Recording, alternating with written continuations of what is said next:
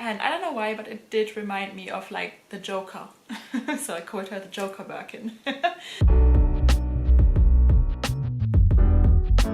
Hello everyone and welcome back to my channel, to my little corner of the internet here where we talk about luxury designer handbags. So today I wanted to present you guys the best bags I found in Japan, and Japan, Tokyo especially, is handbag heaven. So if you are a luxury addict and if you are a vintage handbag addict, then you're gonna love it here. Okay, so this video is based on all the 6 different shopping vlogs that I was filming while I was in Tokyo, and if you haven't seen my Tokyo shopping vlogs yet, please go and check them out. They are definitely worth it, especially the Amore part 1 and 2, the Quo video and the Brand of video. They are, yeah, any luxury lover's dream. I did have so much footage and I did find so many great treasures. There was so much eye candy in every single one of those videos that I thought I'm gonna break it down and I'm gonna talk about the bags I found that were the most rare ones, the most beautiful ones, the most expensive ones. So there were so many models I have never seen before in my life, and I am a handbag collector myself. I've been collecting for 8 years now. I am a reseller since 3-4 years now. So I have seen many handbags in my life, but what I've seen in Japan was a completely new world.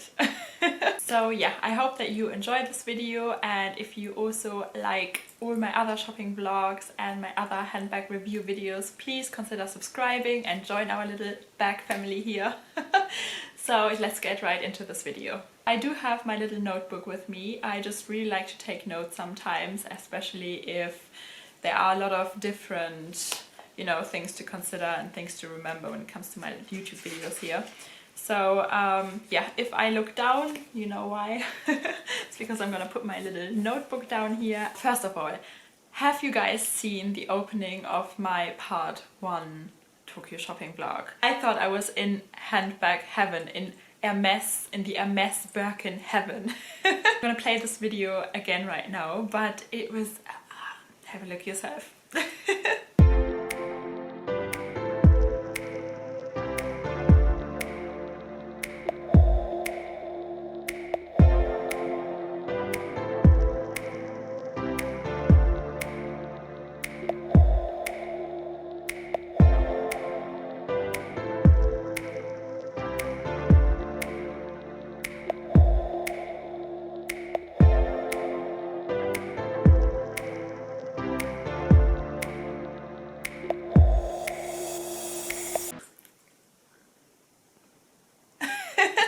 The only time I've seen something comparable to this scene right there was when I was watching the YouTube videos of Jamie Chan and Jeffree Star. I think those 2 YouTubers are actually the only ones who have that many Birkin handbags in their own personal collections. Okay, next on my list is the Watercolor Speedy.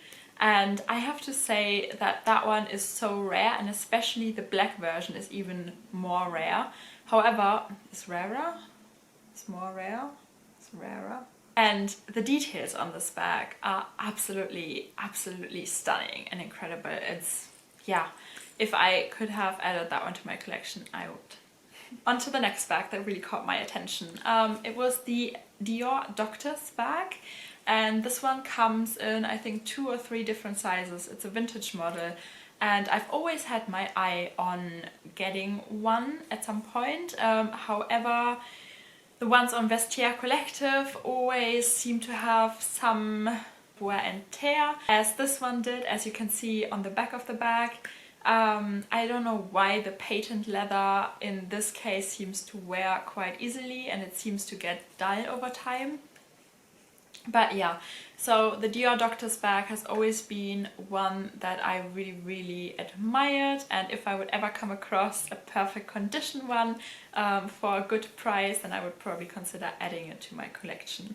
Okay, next up is the Lady Dior in the mini size. That was a vintage model and it was in this beautiful black velvet with those incredibly embroidered handles that had those little golden lines.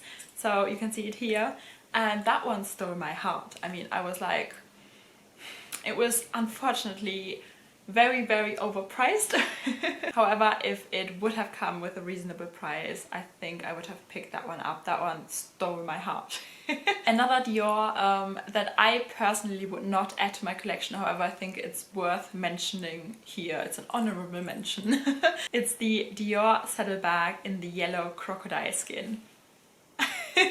When I saw that bag, I was like, wow, and that bag actually did have a very, very good price. If you did convert it into pound, it was around the £2,000 mark. So that is a really, really good price, of course, if we think about crocodile skin, alligator skin.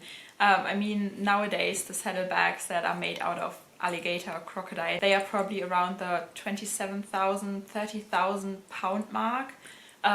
So I thought that was really great. So if I was a yellow lover, I would have probably picked that one up, but unfortunately I don't like yellow that much. Okay, so moving on, the next bag that really, really stole my heart was the Hermès Kelly 28 in the box calf leather with the gold hardware that was actually from my birth year. So it was a Kelly that was made in 1990 and yeah, that's definitely still on my wish list to one day have a vintage Kelly bag in black box calf from my birth year. Yeah, next let's talk about vintage Chanel jumbos. I'm a big, big fan of vintage Chanel jumbos. And I always thought I wanted to get just like the regular black lambskin version, and I did try that one on.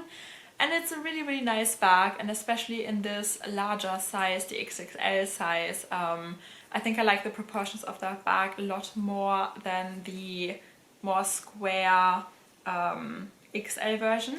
So yeah, I was trying that one on, really liked it. However, then I did see a velvet version of this bag. And unfortunately, I did not try it on. However, I do have some footage on that one. It was such a dark, rich green kind of velvet color. It was absolutely breathtaking. So yeah, in the future, I might try and find that bag again and actually add it to my collection because it's just unbelievably beautiful. I always thought I am a Chanel mini rectangular girl, and I've never really felt drawn towards the Chanel mini squares. However, I did see this beautiful golden mini square in the Amore shop as well. But I also did see a kind of pinkish, like a dark pink Chanel mini square bag, and I really did like both of those bags. So yeah, maybe a mini squares in my future as well. I don't know. Yeah, guys, so then let's talk about the Chanel Houndstooth mini backpack that was made out of tweed. I was blown away. I mean, this bag was unfortunately really, really tiny. It's not the regular size vintage Chanel backpacks that you probably all do know about. I think this one was the mini size, the small size. I don't know what kind of sizing system they had for those old vintage bags, but it's very cute, very pretty. It was still in pristine condition, even though I do know that tweed is likely to pill after a while, but that one was incredibly beautiful. And yeah, definitely one of my favorites. So was the little golden antique bronze kind of mini Chanel bag. I have no idea what this model is called. I have never seen this model before, but it was a really nice, beautiful evening bag. And yeah, the embroidery, the stitching, it was absolutely stunning. So that one stole my heart too. So many bags stole my heart. Yeah, guys, then I have to mention the vintage Chanel Kelly bags. I do not know why Chanel stopped making Kelly bags, because I mean, nowadays they have the Coco handle. The Coco handle probably has similar proportions, but I do prefer the vintage Kelly bags that Chanel once made. And I did see so many beautiful versions. I think my favorite one was the black shiny crocodile Kelly bag. That one was, I would say, reasonably priced as well, for the fact that's an alligator Chanel bag. I mean, new alligator bags did cost around £30,000 as well. Chanel did discontinue exotic skins, of course, we all do know that. The first collection they brought out, which had like the embossed leather crocodile styles, was the Dior collection 2019. And yeah, since then Chanel is not selling any exotic skins anymore, no matter if it's ostrich, lizard, crocodile, alligator, etc. So of course that's a step in the right direction, but this vintage bag was an absolute beauty and one of my favorites for sure. Then I did see this beautiful regular Chanel Kelly in black caviar leather with gold hardware, and that one looked like new. It's unbelievable. I mean, those bags are 15, 20 years old, and they look like they've never been worn. So I don't know what some people do. Maybe they just put the bags into their wardrobe and then, you know, they never take it out. I don't know. But this one was incredibly beautiful as well, and yeah, I hope that this one will be in my future.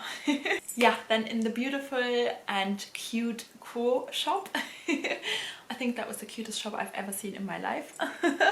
Of course I did find my Chanel tote there, my Chanel camellia flower tote, and that one was love at first sight.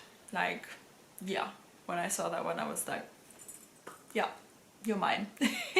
That one is just, I think, the perfect everyday bag for me. I've been looking for a tote for such a long time. Now I do have one. However, I did see another bag in that shop that completely surprised me, because you have to know, I never liked denim. Never. Denim is just not my... I don't like wearing denim jeans. I never wanted to wear a denim jacket. I think I'm just not a denim kind of girl. So it's not my favorite material. However, I did see a Chanel vintage jumbo in denim, and for whatever reason my eyes were just like stopping at that bag, and I thought it was absolutely stunning. And I don't know what happened in my brain that I suddenly liked denim, but that one I thought was such a beautiful combination.